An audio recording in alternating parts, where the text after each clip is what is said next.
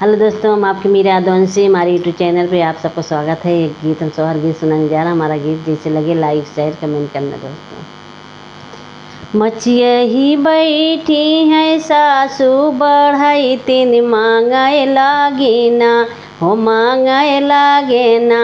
हम सिलौटवा के पनिया मांगे लागे ना, हम सिलौटवा के पनिया मांगे लागे ना। मचिया हे बैठे है ससुर बढ़ते मांगे लागे ना, हम सिलौटवा के पनिया मांगे लागे ना, हम सिलौटवा के पनिया मांगे लागे ना। कैसे के दे ससुर लोटवा के पनिया तहर पूतना, सुतई आचरा दबाई तहर पूतना, सुतई आचरा दबाई तहर पूतना, सुतई आचरा दबाई तहर पूतना।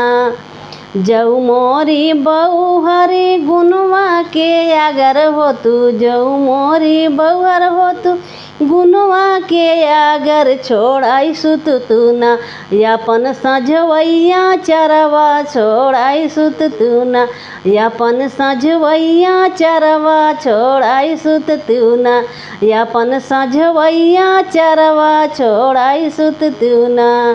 मचिया हे बैठे हैं जेठवा बढ़ते मांगे लागे ना, हम सिलौटवा के पनिया मांगे लागे ना, हम सिलौटवा के पनिया मांगे लागे ना। मचिया हे बैठे हैं जेठवा बढ़ते मांगे लागे ना, हम सिलौटवा के पनिया मांगे लागे ना, हम सिलौटवा के पनिया मांगे लागे ना। कैसे के दे जेठऊ लोटवा के पनिया तहर भैया ना, सुतई आचरा दबाई तहर भैया ना, सुतई आचरा दबाई तहर भैया ना, सुतई आचरा दबाई तहर भैया ना। जब तू भयो हो तू गुनवा के अगर छोड़ाई सुत तू ना, यापन सजवैया चरवा छोड़ाई सुत तू ना, यापन सजवैया चरवा छोड़ाई सुत तू ना। जऊ तू भयो गुनवा के अगर हो तू, जऊ तू भयो मोरी गुनवा के अगर हो तू, यापन सजवैया चरवा छोड़ाई सुत तू ना, यापन सजवैया चरवा छोड़ाई सुत तू ना।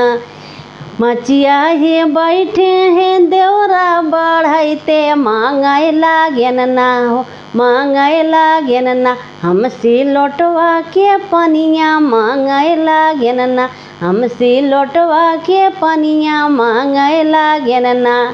मचिया हे बैठे हैं देवरा बढ़ते मांगे लागे ना, हम सिलौटवा के पनिया मांगे लागे ना, हम सिलौटवा के पनिया मांगे लागे ना। कैसे के दे देउर लोटवा के पनिया तोहर भैया ना, हो तोहर भैया ना, सुतई आचरा दबाई तोहर भैया ना, सुतई आचरा दबाई तोहर भैया ना।